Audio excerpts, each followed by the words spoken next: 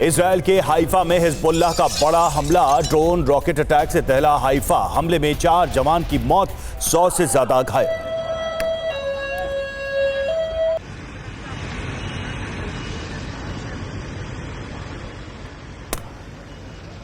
तो ये तस्वीरें उस हमले की आ रही हैं। हमले में 4 जवानों की मौत हुई है, 100 से ज्यादा लोग घायल हुए हैं। ड्रोन से, रॉकेट से ये हमला किया गया हाइफा के ऊपर। हिजबुल्लाह का ये बड़ा हमला हाइफा शहर पर। और एक और बड़ी खबर, इजरायली सेना बेस पर हिजबुल्लाह का हमला हुआ है। हाइफा मिलिट्री बेस पर हिजबुल्लाह का अटैक हुआ। हिजबुल्लाह के हमले में 10 जवानों की हालत काफी ज्यादा गंभीर है। तो हाइफा शहर में हिजबुल्लाह की तरफ से जो हमला किया गया इजराइल में, उसकी तस्वीरें।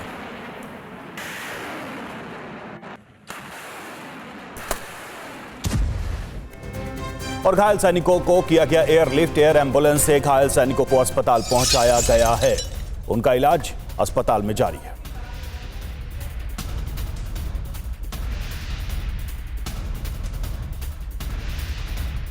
और वही हाइफा के कई इलाकों में हिजबुल्लाह का बड़ा हमला हुआ है। हाइफा के दक्षिणी बेन्यामीना के पास ड्रोन अटैक किया गया। घायलों को हिलेल मेडिकल सेंटर ले जाया गया। ये देखिए हाइफा में जो अटैक हुआ इजराइल में हिजबुल्लाह का, उसके बाद किस तरह से नुकसान पहुंचा।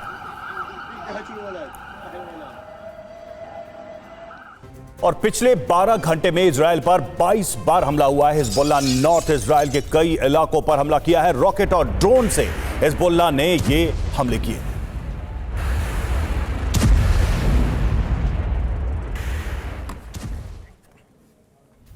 और एक और बड़ी खबर, इजराइल पर हमले के बाद हिजबुल्लाह का बयान।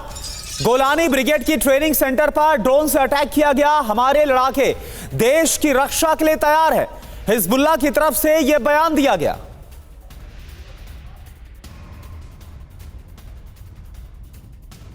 तो आप देखिए, हमारे लड़ाके देश की रक्षा के लिए तैयार है। भले ही हिजबुल्लाह की आधे से ज्यादा ताकत को खत्म करने का दावा इजराइल कर रहा हो, लेकिन फिर भी किस तरह से हिजबुल्लाह हार मानने के लिए तैयार नहीं है। इजराइल के हाइफा मिलिट्री बेस पर हमले में 4 जवानों की मौत हो गई और 100 से ज्यादा जवान घायल हो गए, जिसमें 10 की हालत गंभीर है।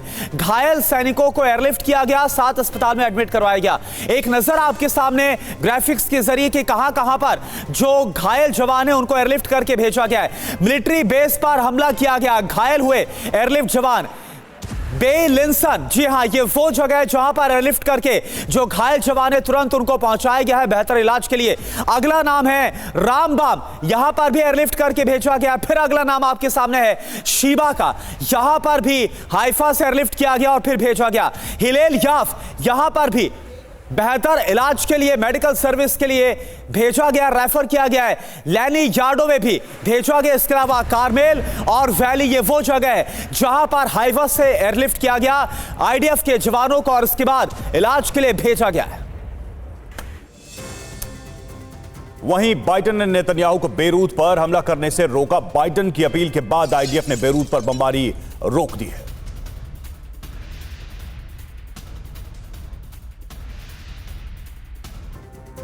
तो देखिए, इजराइल के हाइफा में हमले के पीछे रूस का कनेक्शन सामने आ रहा है। इजराइल पर हमले में रूसी ड्रोन का इस्तेमाल किया गया। रूसी ड्रोन रडार को चकमा देने में कामयाब रहा। रूसी ड्रोन को आईडीएफ ने इंटरसेप्ट करने में कामयाबी हासिल की है। आयरन डोम भी नाकाम साबित हुआ है। रूसी ड्रोन से हमले पर इजराइल बौखला गया है।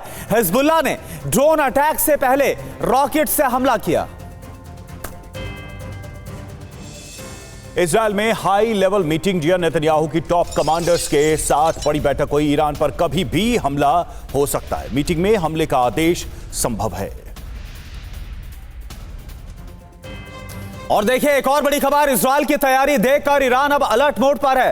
तेहरान में एयर डिफेंस सिस्टम को एक्टिव किया गया। ईरान की राजधानी तेहरान में भी एयर डिफेंस सिस्टम को एक्टिव कर दिया गया, खास तौर पर वो जो रूस से ईरान को मिले हैं, क्योंकि कभी भी हमला हो सकता है। और कहा जा रहा है अगले 24 घंटे बहुत क्रूशियल है, क्योंकि इजराइल की तरफ से ईरान पर हमले की तैयारी की जा चुकी है।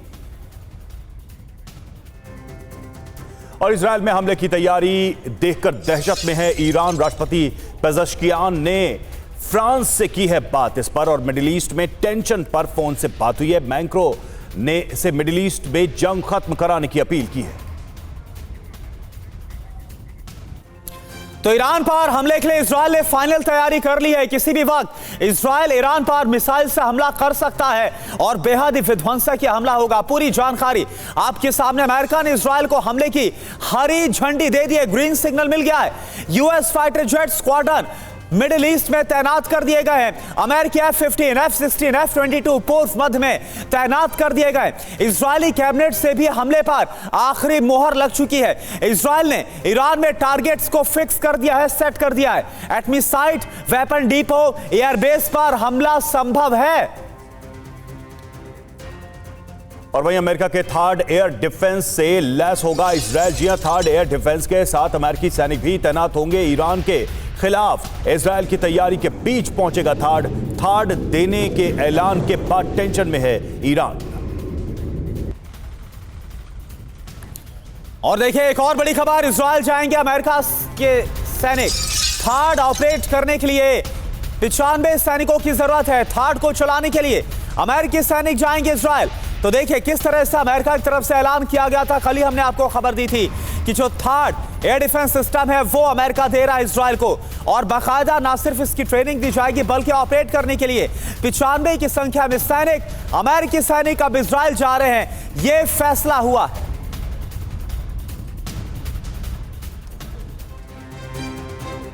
तो अमेरिका तेहरान के खिलाफ तेल अवीव को अपना सबसे बड़ा हथियार देने जा रहा है। अमेरिका इजरायल में सामरिक दृष्टि से अहम ठिकानों पर अपनी terminal high altitude area defence यानी थर्ड मिसाइल रक्षा प्रणाली तैनात करने जा रही है। ये तैनाती ईरान की तरफ से बैलिस्टिक मिसाइल से खतरे से निपटने के लिए की जाएगी। आइए एक नजर डालते हैं थर्ड की खासियत पर। आखिर क्या खासियतें हैं, क्या खास बात है थर्ड के इस डिफेंस सिस्टम में। तो इजरायल को थर्ड टेंशन में है Iran. Anti ballistic missile system है ये, और मिसाइल को इंटरसेप्ट कर हवा में मारने में सक्षम है। हिट टू किल तकनीक पर यह काम करता है। थर्ड की रेंज की बात करें 200 किलोमीटर की रेंज है, ऊंचाई लगभग 150 किलोमीटर तक ये मार करने में माहिर है, और एक साथ 8 एंटी मिसाइल फायर करने में सक्षम है। यह है ताकत थर्ड की। और देखिए 1 अक्टूबर को इजरायल पर ईरान ने जो हमला किया, ईरान के हमले के बाद इजरायल लगातार कहता आ रहा है कि हमले का जवाब जरूर दिया जाएगा। ईरान ने इजरायल के ऊपर 200 बैलिस्टिक मिसाइल की बौछार कर दी थी, और इसके बाद से इजरायल के प्रधानमंत्री बेंजामिन नेतन्याहू कहते रहे कि इजरायल ईरान को जवाब देगा और यह बहुत बड़ा हमला होगा। आशंका यह जताई जा रही कि इजरायल आज किसी भी वक्त ईरान पर हमला कर सकता है। यह जानकारी सामने आ रही है क्योंकि इजरायल बदले की आग में सुलगता हुआ नजर आ रहा है। अब सवाल यह उठता है कि इजरायल ने अभी तक ईरान पर हमला क्यों नहीं किया। 1 तारीख के बाद अब लगभग 2 हफ्ते हो रहे हैं, क्यों इतना लंबा इंतजार। तो इसके पीछे कई वजह है, कई कारण है। 7 फ्रंट्स पर इजरायल इस वक्त जंग को लड़ रहा है। लेबनान है, गाजा पट्टी है, इराक, वेस्ट बैंक, ये वो तमाम फ्रंट्स है जहां से हमलों का सामना इजरायल कर रहा है। सीरिया, यमन और ईरान से इजरायल की जंग चल रही है। सभी जो प्रॉक्सी है ईरान के, प्रॉक्सी के शक्ति का जो केंद्र है वो तेहरान है, यानी कि ईरान की राजधानी। ईरान की असली ताकत प्रॉक्सी संगठन ही है। हमले से पहले प्रॉक्सी को खत्म करना बड़ा टारगेट है। प्रॉक्सीज को कमजोर करने के बाद ईरान पर हमला होगा। इजरायल ने ईरान के अंदर सभी टारगेट्स को लॉक कर दिया है। इजरायल के प्लान में अब कोई भी बदलाव नहीं आने वाला है। और देखिए एक और बड़ी खबर है, इजरायल की तैयारी के बाद एक्शन में ईरान। इजरायल की एक एक कदम पर ईरान की नजर है। रूसी सैटेलाइट से इजरायल पर नजर है। जवाबी हमले के लिए ईरान भी तैयार है। तो रूस जो कि ईरान के साथ खड़ा हुआ है, हर एक मदद पहुंचा रहा है। एयर डिफेंस सिस्टम दिए गए, हथियारों की मदद दी गई है, और अब सैटेलाइट के जरिए भी जो इंफॉर्मेशन है वो ईरान तक पहुंचाई जा रही है रूस की तरफ से। तो जिस तरह से इजरायल ईरान पर हमले की तैयारी कर रहा है, ठीक उसी तरह से ईरान भी इजरायल पर जवाबी हमले की तैयारी करके बैठा है। ईरान ने रूस की मदद से इजरायल में अपने टारगेट्स को सेट कर दिया है। पूरी जानकारी आप देखिए। इजरायल में फिर से तबाही, ईरान की बहुत बड़ी तैयारी। सैटेलाइट से इजरायल की लगातार निगरानी कर रहा है, मॉनिटरिंग कर रहा है। आईडीएफ मिलिट्री बेस की सारी जानकारी IRGC के पास मौजूद है। सैटेलाइट इमेजेस से इजरायल में टारगेट्स को सेट कर दिया गया है। इजरायली न्यूक्लियर बेस पर हमले की बहुत बड़ी तैयारी है। इजरायल के मिलिट्री एयर बेस पर अटैक की तैयारी ईरान कर रहा है। ईरानी प्रॉक्सी को सीक्रेट जानकारी भेज दी गई है, जो जानकारी सामने आ रही है। पूर्व अमेरिकी राष्ट्रपति ट्रंप को फिर मारने की कोशिश हुई है, और ट्रंप को तीसरी बार मारने की कोशिश। जी हां, ट्रंप की रैली में हथियार लेकर आया शख्स, पुलिस ने इस शख्स को हिरासत में ले लिया है। तो ये तीसरी बार है जब ऐसा अटेम्प्ट, ऐसा प्रयास हुआ है ट्रंप के ऊपर।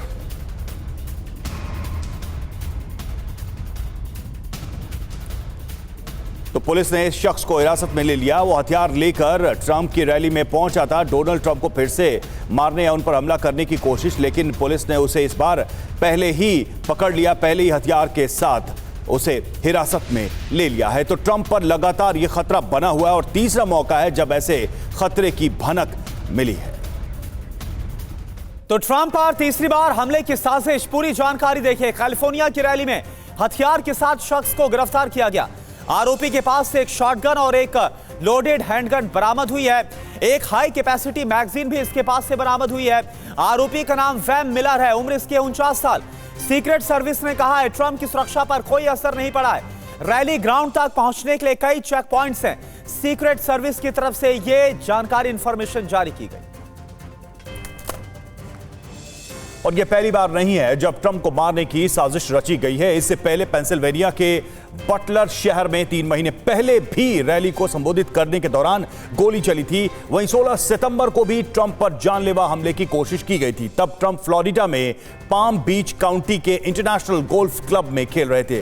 तभी उनकी सुरक्षा में लगे सीक्रेट सर्विस एजेंट को झाड़ियों में हथियार के साथ एक शख्स छिपा हुआ देखा था। तो इस तरह से लगातार ट्रंप के ऊपर असैसिनेशन की कोशिशें हो रही हैं और यह तीसरा मौका था।